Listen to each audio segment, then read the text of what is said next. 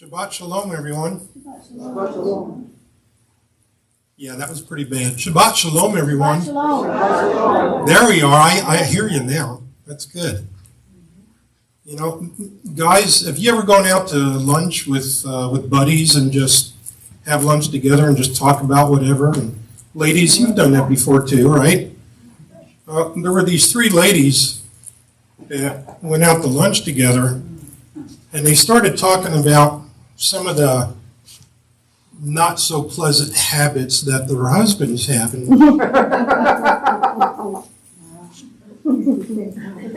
I don't know why that was so funny. It was. Okay, I'll take your word for it. So, all these ladies have been married 2 or 3 times, and they started talking about how their husbands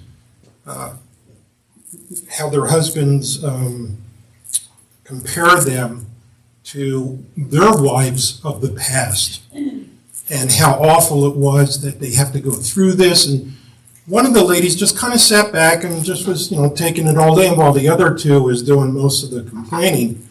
And finally they says, "How come you haven't said anything?" She says, "Well, to be honest, I don't have that problem." She says, "Well, why not?" She says, "Well, every time my husband starts comparing me to past ladies, I start comparing him to my future husband."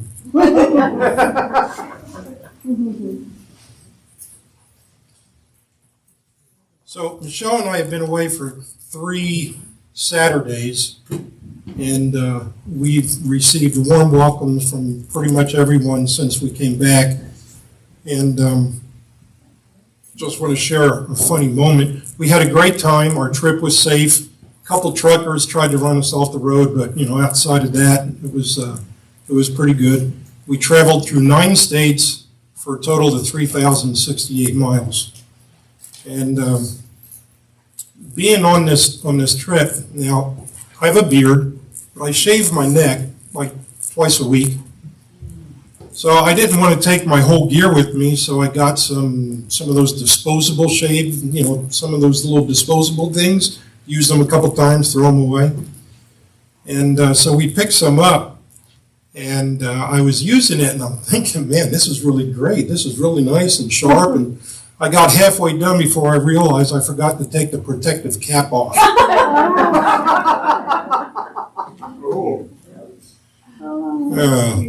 Yeah, I felt kind of dumb, but it's funny, so I thought I'd share that with you. Other than that, we had a good time visiting friends and family all across the nation. So today, what I would like to talk to you about is a very difficult subject. Even with the scriptural words of the Bible, it's still very hard to understand. There's a lot of speculation as to the who, what, when, where, how, and whys. And things I speak of today are my personal perspective of what I think is going to happen when God decides to destroy the world. You need to do your own studies and your own research and not take my word on it. Come to your own conclusion. But for today, I'm going to talk about the end of the world and try to get your brain thinking about this, if nothing else. In the second book of Timothy, chapter 3, verses 1 through 4, it says, "But understand this, that in the last days hard times will come, for people will be lovers of self, lovers of money, boastful, arrogant, blasphemers, disobedient to parents, ungrateful, unholy, hard-hearted, unforgiving, backbiting, without self-control, brutal, hating of what is good, treacherous, reckless, conceited, lovers of pleasure rather than lovers of God." Well, people, I think we're there. I don't think anybody here can honestly stand up and say, "I'm clear of all those things. I'm good." I can't say that for myself, and I don't think anybody else can either. So I think the time is approaching. Nobody knows when, tomorrow or 1,000 years. But as every day goes on, we get closer. Until the United Kingdom comes fully on earth as it is in heaven, we'll continue to have days described like the end of the world. Yeshua quotes from Isaiah, who described the fall of Babylon, to describe the fall of Jerusalem. In this way, apocalyptic language serves a metaphorical purpose to describe one moment in history that happens over and over again until the ultimate fulfillment. That was tough to get through. Every generation will have their own experience of Babylon, but it all leads up to a final moment. This is why every generation can see themselves as living in the drama of the book of Revelation. John asked whether it's helpful to use the term end times to describe events we see happening in our world. Timothy shares that often this verbiage is used to stir warm feelings in the hearts of Yeshua's people. But this phrase is not only for this generation. Every generation has been living in the end times since the resurrection of Yeshua. Followers of Yeshua fall in different places on the spectrum of understanding Revelation. So we should strive to understand perspectives different than your own. And this is why I said to not take my word on it, do your own study and come to your own conclusions. The end of the world has been a hot topic for a long time. Many people are obsessed with the idea of the apocalypse. Some people are even preparing for the end of the world with safe houses and food storage shelters. Popular culture depicts the end of the world differently than what the Bible tells us. Many films and movies have been created about the end of the world with different reasons as to why and how the world is ending. The Bible tells us how the world will end and describes the end of the world within its pages. Here is the end of the world biblical events. The rise of the Antichrist, a false Messiah who will deceive many people. You can find this in the book of Thessalonians, 2 Thessalonians, chapter 2, verses 3 and 4. The Great Tribulation will be a time of great suffering and persecution. You can find this in the book of Matthew, chapter 24, verses 21 and 22. The second coming of Yeshua, when he will return to earth and defeat the Antichrist and establish his kingdom. 1 Thessalonians chapter 4, verses 16, 17. The resurrection of the dead, when both the saved and the unsaved will be raised from the dead. 1 Corinthians chapter 15, verses 51 and 52. And the judgment of the dead, when God will judge everyone according to their deeds.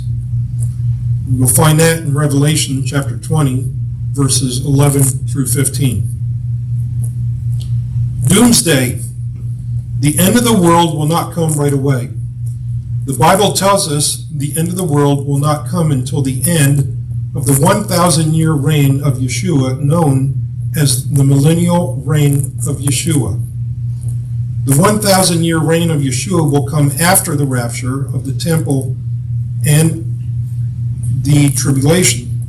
After the end of the 1,000-year reign of Yeshua, God will destroy the earth with fire and create a new heaven and a new earth. You can find that in the second book of Peter, chapter 3, verse 10, also in Revelation, chapter 21, verse 1. The rapture. The rapture is prior to the end of the world. The rapture is when Yeshua takes his children up to be with him in heaven. You can find that in 1 Thessalonians chapter 4, verses 13 through 18. Only believers will be taken up in the rapture, as unbelievers will be left on the earth to undergo the 7-year tribulation. The rapture will happen unexpectedly and will not have any kind of warning. It will happen quickly, suddenly, and swiftly. Paul tells us the rapture will happen quicker than the twinkle of an eye. You can find that in 1 Corinthians chapter 15, verses 50 through 54. When believers are taken up in the rapture, they will be alive and will be transformed into their heavenly bodies. Believers who are taken up in the rapture will not die. The rapture can happen at any time, meaning it could happen today, tomorrow, or 1,000 years from now. Only God knows when the rapture will occur, and He has not given us that information in the Bible. Believers should continue to do good, live for Yeshua, and share the gospel with others until this time. The tribulation. The 7-year tribulation occurs after the rapture of the temple. The temple will not have to undergo this wrath. You can find that in the first of Thessalonians chapter 5, verse 9. The 7-year tribulation is the major event of God completing His work of judging the nations. The tribulation is the last opportunity for unbelievers to accept Yeshua. Israel is the focus of the tribulation. However, God is calling all unbelievers to accept Him during this period. Sadly, some people will reject Yeshua during the tribulation and refuse to submit to His lordship. The tribulation will be a time of pain, terror, and wrath. Noteworthy to mention is that the tribulation is God's work, not Satan's. The wrath being poured out on the world will be God's wrath. The tribulation is also known as the day of the Lord, and you can find that in the book of Joel, chapter 1, verse 15. In the book of Daniel, chapter 9, verses 24 through 27, you will find that it says that it gives a detailed description of the events of the tribulation, including God's wrath, the Antichrist, and the length of the tribulation. The first half of the tribulation will be intense. However, the second half of the tribulation will be even more severe. You can find that in the book of Matthew, chapter 24, verse 21, and in the book of Zephaniah, am I pronouncing that? Zephaniah? Yeah, whatever it is. Chapter 1, verse 15. You all know which one that is, though, right? That I'm trying to say? Good, because I'm not real good with words, but I'm getting gooder. The tribulation will end after the 7 years that is declared in Daniel. After these 7 years, Yeshua will return with believers to destroy all unbelievers in the battle of Armageddon. You can find that in Revelation chapter 16, verse 16. The millennial reign of Yeshua. After the tribulation, the millennial reign will be ushered in by Yeshua. The millennial reign of Yeshua will last for 1,000 years, and Yeshua will be the literal physical king. You can find that in Revelation chapter 20, verses 2 through 7. During this time, Satan is locked away and will not be released until the end of the 1,000 years to test the nations. The millennial reign of Yeshua will be amazing, as Yeshua will literally walk with mankind again. Despite Yeshua being physically ruling as king, people will still reject him and choose to follow Satan. Isn't that sad? There will be death in the millennial kingdom as well as life with new babies born.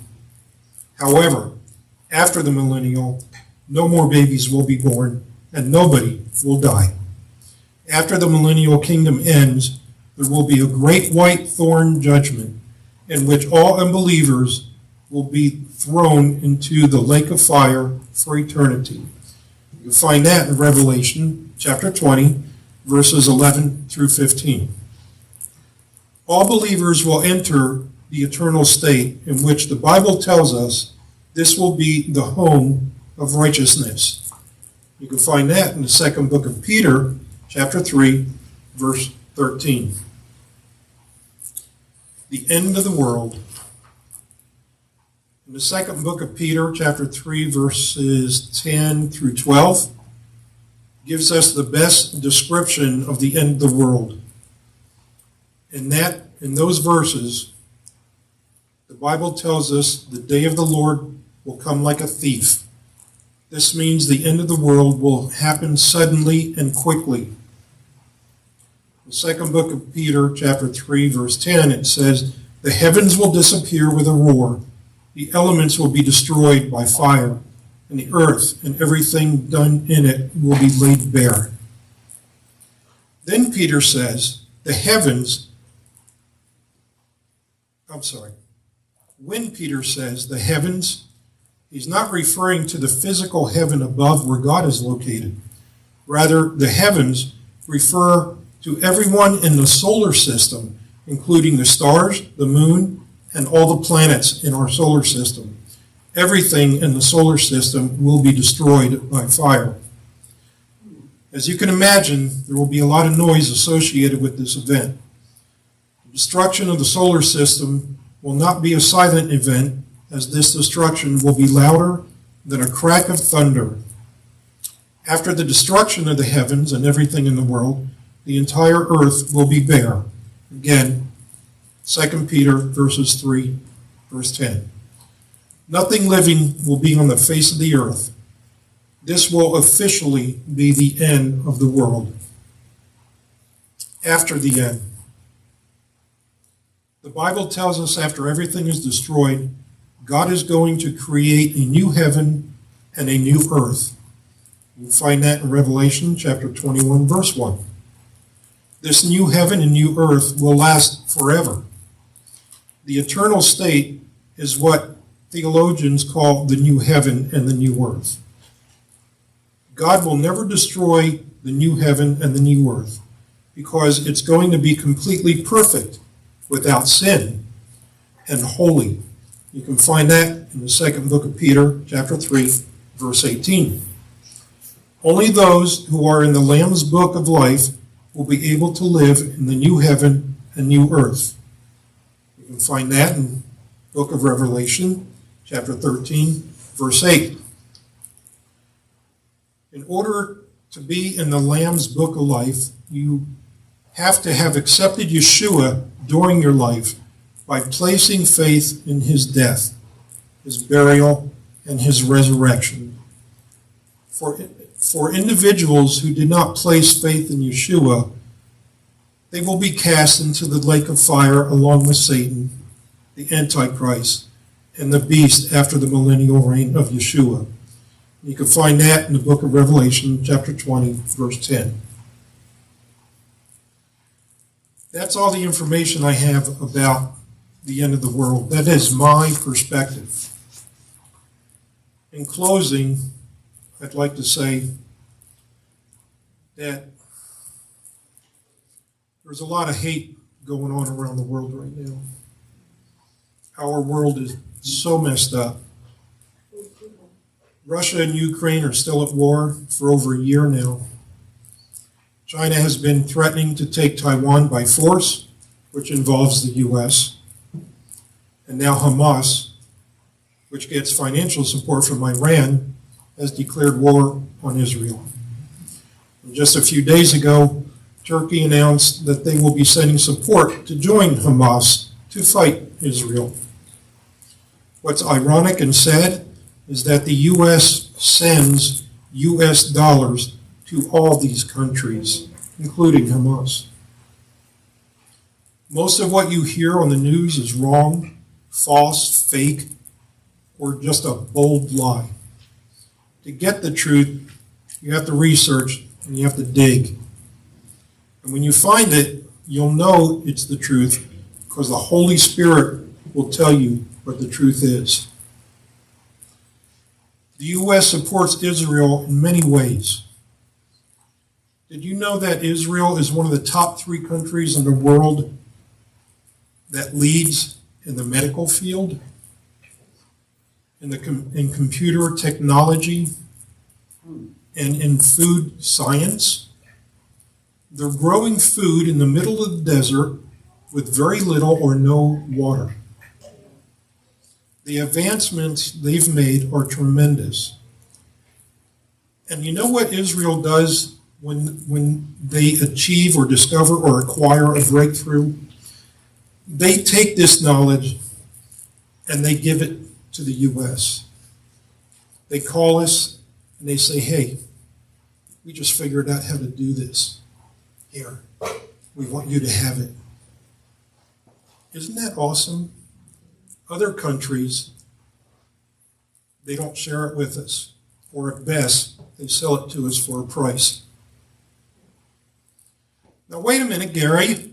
What you're saying is political, not spiritual. Oh, really? Really? Is that what you think? Do you think that most of the people of these countries love God, our Father and Creator, with all their mind, all their strength, and all their heart? Many of them don't even believe the true one and only King of Kings. Do you think that most of the people of these countries love their neighbor as much as they love themselves? I don't believe they do. Are politics involved? Yes, they are. But how can anyone say that it's not spiritual or scriptural? For better or for worse, God is in control. He will either change it or he will allow it. So don't tell me it's not spiritual, because I won't believe it. The two most important commandments are pushed aside for personal gain. This is not what Yeshua taught us, and his teachings are as relevant today as they were when he walked on this planet. The end of the world is a future event, but it is best for all people to be prepared. The best way to prepare for the end of the world is not to store up food, water, or resources. Rather, the best way to prepare for the end of the world is by placing your faith in Yeshua and accepting him as your Lord and Savior.